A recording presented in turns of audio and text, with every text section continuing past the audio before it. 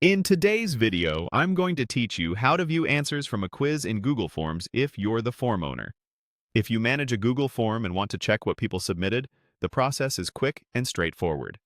First, open your Google form from your Drive or directly through Google Forms and make sure you're in the correct form you want to review.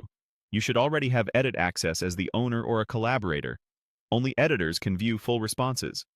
At the top of the form editor, you'll see tabs like Questions, Responses, and Settings. Click the Responses tab. This is your hub for everything that's been submitted. Right away, you'll notice that the Responses area typically offers different views, so you can understand the data from multiple angles. You can glance at overall trends, look at how people answered a specific question, or review what a single person submitted. This makes it easy to spot common mistakes, identify questions that may be confusing, and verify that responses are coming in as expected. If the form is set up as a quiz, you may also see scores here. That means an answer key was added in advance, and Google Forms has automatically graded the questions it can, such as multiple choice or checkboxes. In this case, you'll often see point totals, and for each question, which choices were marked correct or incorrect. Keep in mind that short answer or paragraph questions might require manual review if they can't be auto-graded.